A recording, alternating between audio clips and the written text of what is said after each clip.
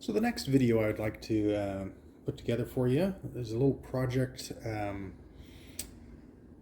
involving the Apple IIc Plus, which we have an example of right here. It's a pretty neat little machine. It is obviously the 2C form factor. It has, instead of a 5 1/4 inch drive that you'd normally find on a 2C, it has the 3.5 inch drive in there by default, which at the time was a nice modernizing feature. Otherwise, it's very similar to a 2C. It has internal power supply, so you don't have to have a power brick anymore. Probably some trade-offs with internal heat management and the like there. But of course, the most important feature to any power-hungry Apple user is that it runs natively at 4 megahertz instead of the 1 megahertz of regular old Apple II. You can, when you power it up, if you hold down the escape key, I believe, it will step down into a 1 megahertz mode for some software that may require that for compatibility. Certainly I can think of some games that might actually not appreciate the higher clock speed. But otherwise, yeah, that was kind of the main thing. Apple at the time, from what I understand, had licensed or purchased the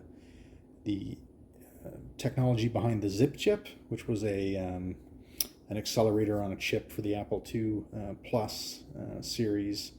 And having acquired that technology, they incorporated it into the 2C Plus. Very, very, very near the end of the actual lifespan of the 2 line at all.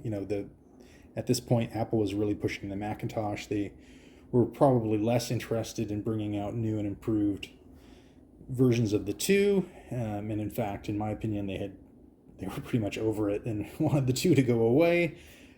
But this was one of the last things they did. Pretty significant. 4 megahertz was no joke, especially if you were used to 1 megahertz. So yeah, it's a really nice little machine.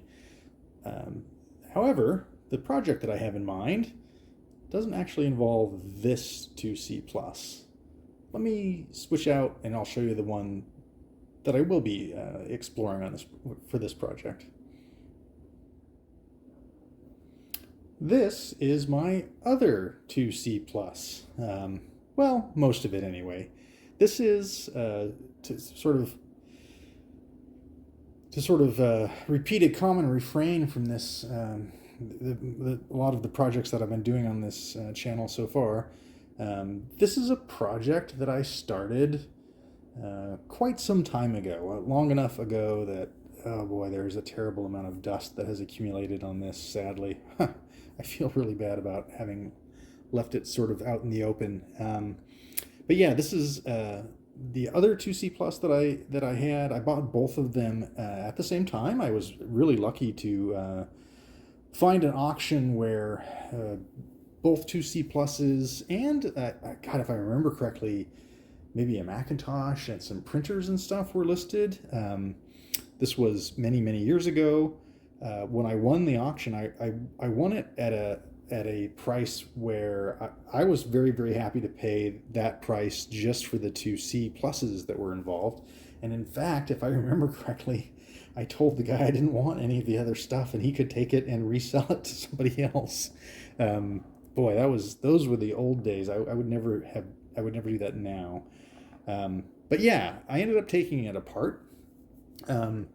Missing from this pile of parts is the motherboard, which I have stored separately in a much better, more protected state, thank goodness. Let me go get that. I'll bring you in for a look at it, and I'll explain a little bit more of how we got to this state. Here is that motherboard for the 2C Plus. Thankfully, I stored this in a much better way than I did the rest of the computer, in a nice anti-static bag, where it has lived for, oh my goodness, I want to say upwards of, well, probably around 14, 15 years.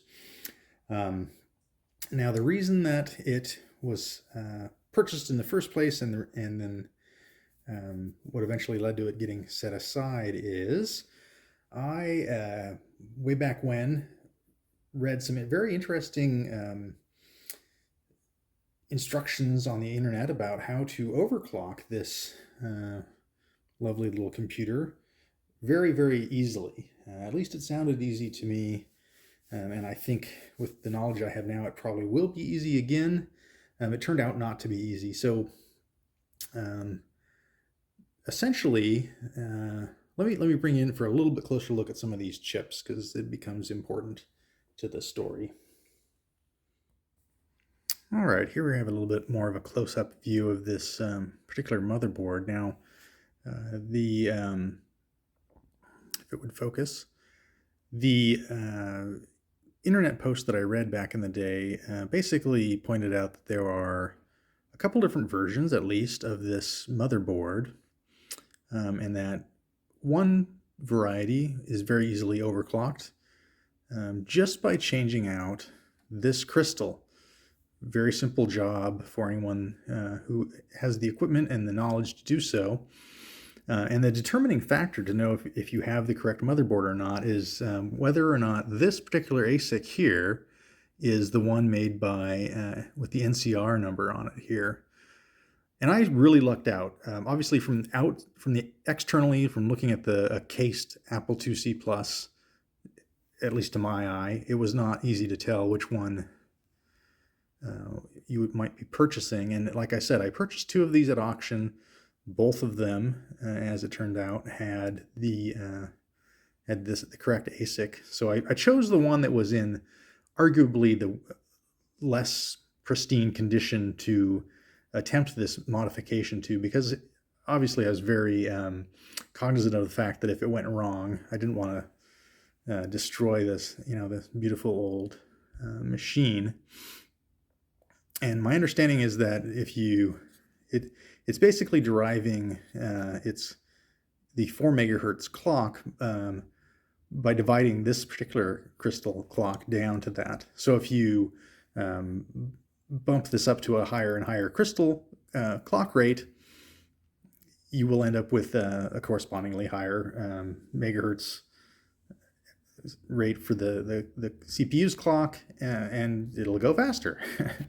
Supposedly it's that simple. And if I remember correctly, the article that I read said that they had achieved stable speeds up to 10 megahertz on theirs. So yeah, I got these. I purchased these two C pluses. I started working diligently to desolder this crystal, and as you can see by the fact that it's still very much in place, I failed at that task back then, and I actually got to the point where I felt like I was potentially going to start damaging the motherboard if I continued. So I decided, discretion being the better part of valor, to set it aside and hopefully at some later date revisit it. Now, let me see if I can flip this over and we can take a look at some of the, the fruits of my labors back here. So this is the footprint, I believe, of the crystal.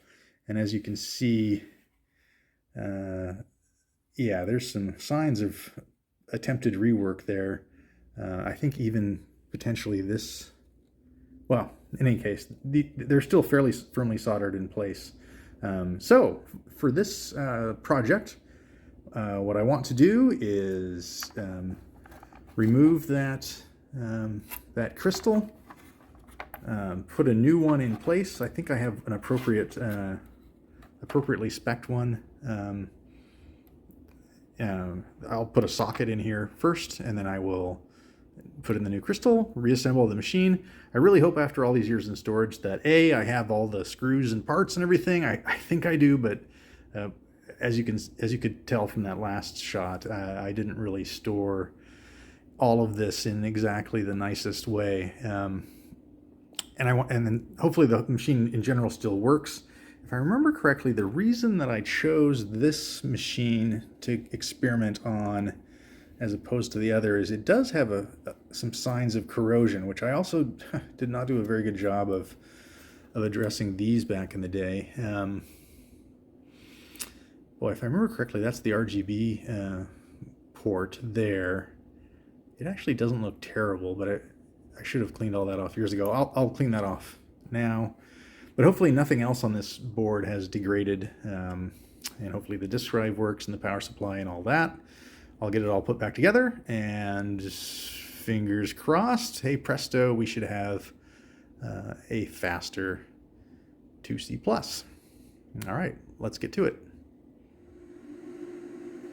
All right, I've got the soldering station and the desoldering station set up.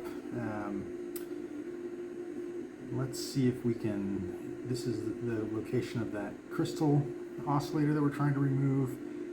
Because this was previously, a lot of the solder was removed. In fact, God, several of these pins look really, really loose. What I'm going to first do is resolder them, just so I know that there's plenty of solder. The desoldering gun works a lot better with there's plenty of solder if it's of good quality, etc. So here we go. I'm going to essentially resolder these legs, which seems so counterintuitive, but nonetheless. Okay. I have no clue as to what kind of solder was on here originally, especially whether or not it was leaded. I am adding leaded solder to it, just because that tends to be a lot easier to work with. Let's make sure that these all flowed in there fairly well. Okay, that looks relatively good. Now let's give this a go and see where we get to. Let's see here.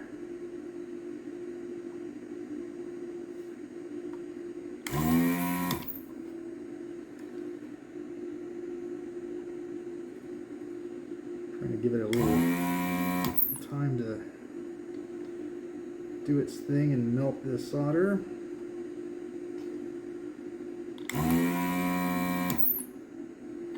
Okay.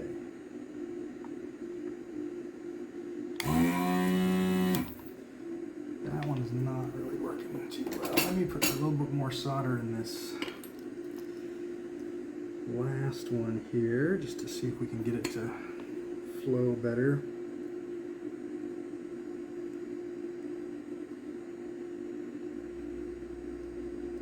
Okay.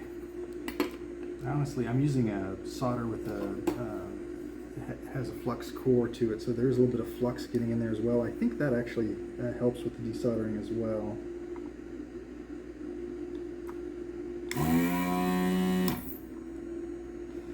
Boy, that's just not, that last one is,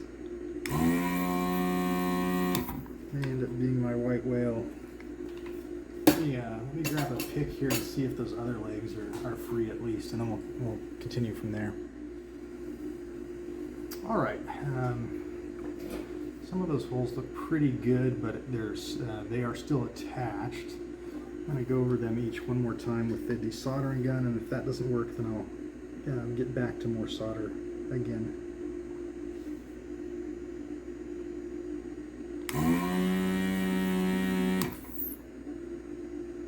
Yeah, that one just looks stubborn.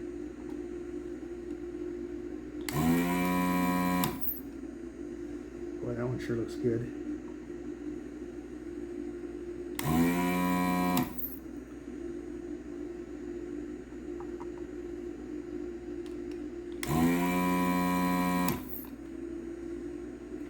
Yeah, they all look good except for this one. I'm going to add more solder to that one and give it one more go here. I might end up needing to up the temperature a bit. Hopefully not.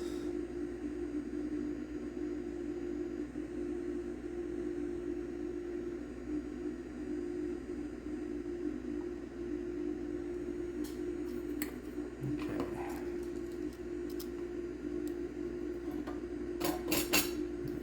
check these other legs again real quick here while that solder kind of sets.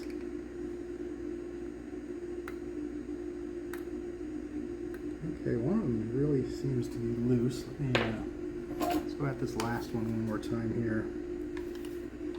Fingers crossed.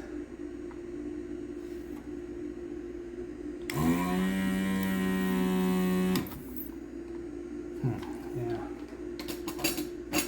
Let me regroup a little bit here and I'll bring you back. Alright, I've gone up to 365C on the desoldering gun just to see if I can get a little more movement out of this old solder. The sound that the vacuum makes me it's actually accurate, it's just not doing that particular one. Okay. Alright, I've got a nice socket set in place there. Man, that looks nice having that in there after all these years. Okay, I'm going to try to get that soldered in place, and then we can move on to the next step here. Hopefully this goes a little bit easier than the desoldering portion.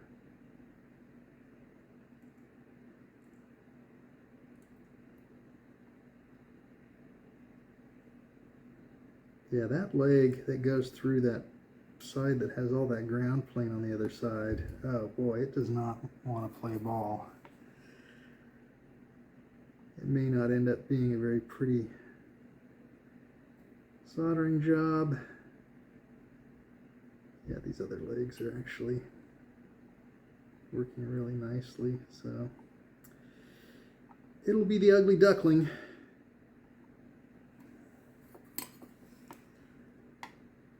Just get that to flow a little bit better. Okay, I think that's basically in there. I'm gonna do a little bit of continuity checking, just see if I can make sure that nothing got damaged. Yeah, and then we should be ready to install a new crystal and test it out maybe. I've got some 40 megahertz crystals that should be ready to go. That should give us a clock multiplier of 10 megahertz. So yeah, let's see how that goes. All right, got the old multimeter out here. Let's make sure we got it on continuity mode. It's one of these, I swear. There it is. Okay, let's just double check that we didn't mess anything up. So let's see, this should be the ground plane. Okay, that's good. This looks like it goes over here. Boy, this board has, the pitch on these traces is extremely fine. Let's see, this one should go to here. It does. This one goes to here. Okay, so far so good. Let me see if I can find a spot. The other one does not have any traces on this side. Let's see here. Okay, that is probably... Excuse me while I search around for spots to test. Okay, that final one should be a big, it's also the ground plane, but it should be what am I trying to say? This pin here should be connected to this resistor here. Okay, and it is. So, all right, well, I think that means I didn't break anything too bad. The socket is in there. Let's get the setup to test it. I think I'll test it first with the original crystal, just to make sure things are working. And then we can try it out with the faster crystal. So I'll bring you back when I get this set up. And finally, here we have the 2C back together enough to be tested. I have the original crystal installed in the socket underneath the keyboard. It's a little precarious. The legs on that crystal are very short because they were cut off after they were soldered through.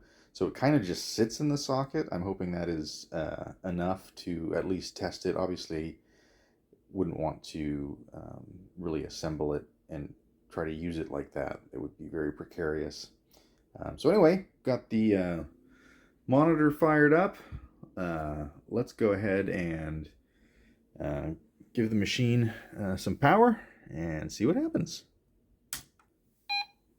Okay, got the beep. Oh, all right.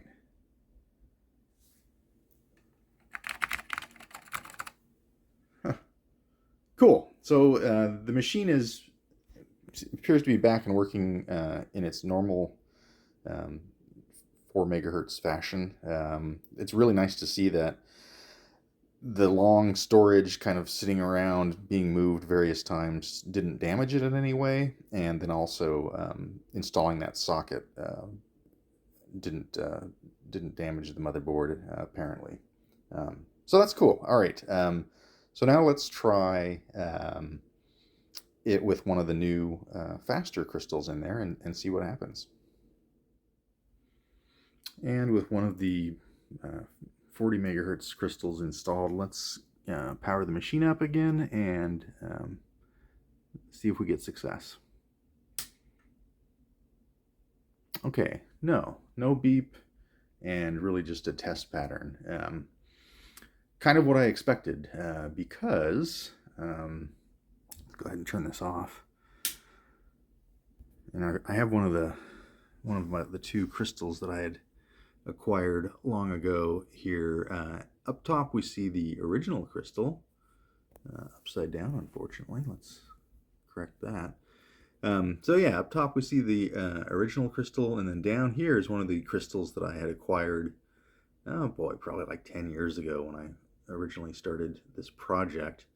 And you know, even to my untrained eye, they appear to be different types of crystals. I don't really know the difference, unfortunately. Perhaps you do. If you do, please, you know, leave me a comment. However, you know, I've been able to glean enough to know that the crystal that I need is more of that Xtal marking style of crystal at the top. So I have a few of those on the way in a variety of speeds, and I will swap one of those in here, and we'll test it again with a more appropriate crystal. Okay, so here I've got the Apple IIc Plus booted up. Installed in there is a 32 megahertz crystal. So that's double the speed of the 16 megahertz crystal that would have been in there by default, which gave us a 4 megahertz system clock. So I'm guessing this would be about an 8 megahertz system clock. So I've typed in a very simple program that just does some make work. It counts to 500 100 times. And let's see what we get for speed here.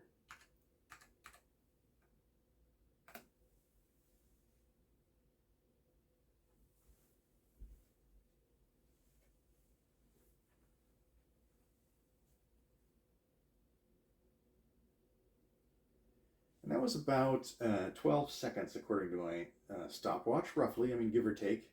And that's, I do have, so I've run the same exact program at a couple of different speeds. So at the stock speed of 4 megahertz, that same program took around 20 seconds to execute. And if I boot up into the 1 megahertz mode, the same program takes about a minute and 4 seconds to execute. So that's pretty interesting.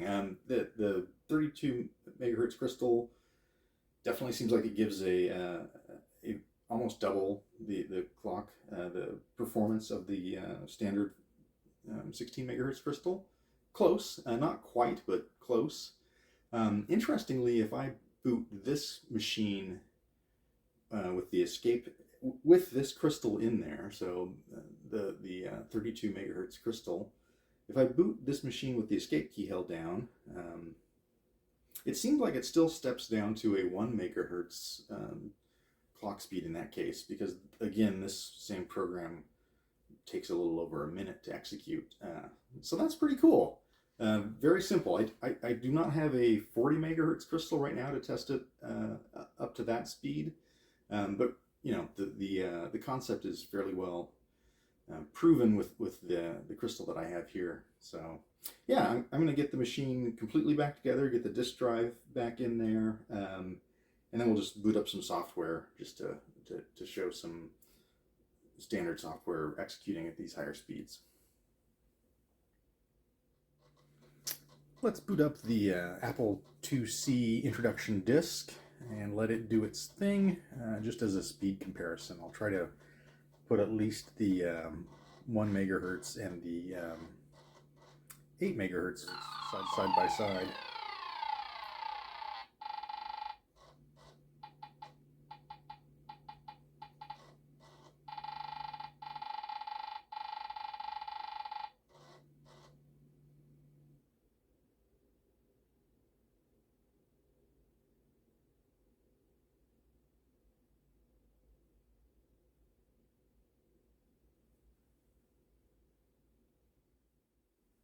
Okay, just as a little demonstration, here's a little bit of the game Earhart, which is a game I played the heck out of back in the day. I really thought it was a great game. It doesn't seem to get much love these days, but here it is.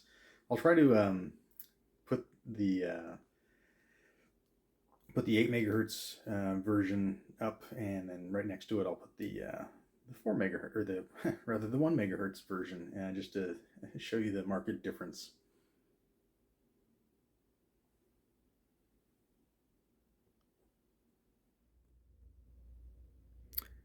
And with that, I think we're about done with this adventure in 2C Plus overclocking. I now have both of my 2C Pluses back together and working, and one of them's twice as fast as it used to be, which is definitely super cool to me. It's been a project that's been way too long in the making. It was definitely my white whale. I apologize for not getting better and clearer pictures of the actual desoldering and removal of the original crystal. There was certainly a point there during that when I was practically having flashbacks to, 8 or 10 years ago when I was trying to get that same part off that same motherboard for so long. But in the end, it all came out okay. And yeah, success. Definitely, if you have comments, questions, concerns, please leave me comments down in the comment section. I definitely appreciate all that. I'm learning a lot from you guys. And yeah, hopefully everyone enjoyed, and I will see you guys on the next one.